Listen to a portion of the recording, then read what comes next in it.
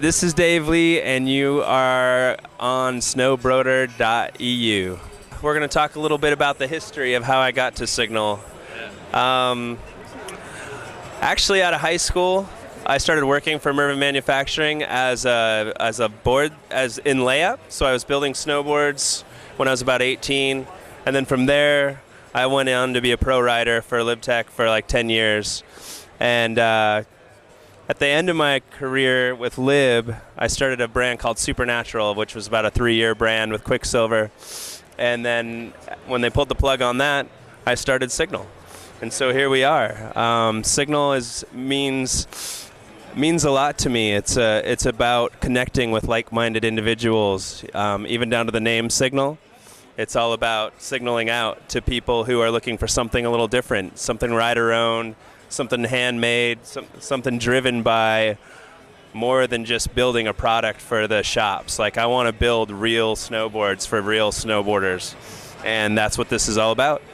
It starts with the Park series. This is the alternative top for the art top here, but this is the art top for the Park series. But this was a board that did really good at High Cascade Snowboard Camp this summer. It actually won the Best Board of the Summer award up against all our competitors. And it's just a simple construction to keep it priced right. So it's got a silkscreen top sheet, it's got poplar core, and it's got biaxial and biaxial glass, and then a nice extruded base.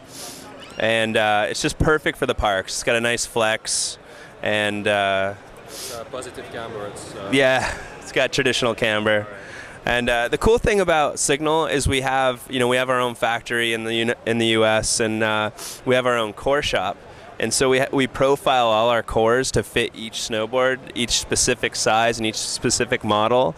So with every Signal board, like if you're riding the 152 Park like this, the core is made exactly for the 152. So it's tailored out to the tip and tail. It's tailored down so that the weight's right, so that you're standing right over the center of the core. And it's just it helps with durability and lightweight and just flex all around. It's really cool process. So that's the Park series. And then this year we added the Park series for women, which is called the Vita Park. Same exact ingredients, just a narrower waist widths for the ladies, and a cute graphic. Well, a graphic that seems to be doing well with the boys too. I don't know why. From there we go on to our Park Rocker, a technology that my engineer and I at the lodge designed last year for late release.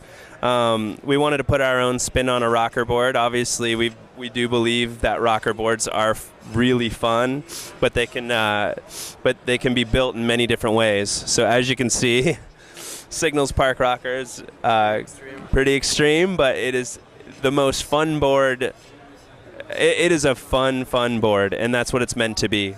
It's priced right. It's in the U.S. it retails for $339, so it's more of a quiver board, but this is one of the greatest boards you could ride in the powder. It's so much fun. But it's got what we call 3-stage rocker, which is basically you have your continuous contact, so you don't lose your control, and then you have 10 degrees of roll right here, which rolls you up into a flat spot, which is sort of unique to Signal. And this is great for like either pressing kind of manuals. It kind of turns snowboard presses into skateboard manuals. It's kind of fun, and it's really meant just for a second board, or it's just a fun board to have in your in your closet. All right. So the Park Rocker. And you introduced the Omni, right? Yeah, the Omni. The Omni is my favorite board. Yeah. This is the Omni new for 2009. It's basically traditional camber with light 3-stage rocker. We call it Signal wavelength technology. See if you can see down the line there. But it's pretty much it's probably the best board I've ever ridden. It's just you have all the control of a regular board with like a little bit of rocker for float and presses, and it's just the flex is right, the width is right. It's just a great board. So the Omni. So this year, the big scoop on the outerwear. So this has got kind of a really cool backstory too. Well, I was, I'm doing Signal outerwear with Chris Miller from Planet Earth, I was Chris's first team rider on snow back in 1995, and we started designing outerwear for Earth, and we've just remained friends ever since. And so when basically when he left K2, we were just snowboarding one day and decided to kick up Signal outerwear, use his expertise and his designs and his design crew, and basically launch Signal outerwear. And the good thing about this is that there's no learning curve. You're just like right into a legitimate apparel brand with all the bells and whistles. I mean, everything is made really well, and we always start with the inside here. But as you can see, like everything's just really well made, and you got all the little things that people love. You know, just the fine details. But on top of that, it's just, really Signal's evolving into a collection of friends, and it's just getting better and better. And we're hitting year 5, and it's kind of exploding in the U.S., which is really exciting.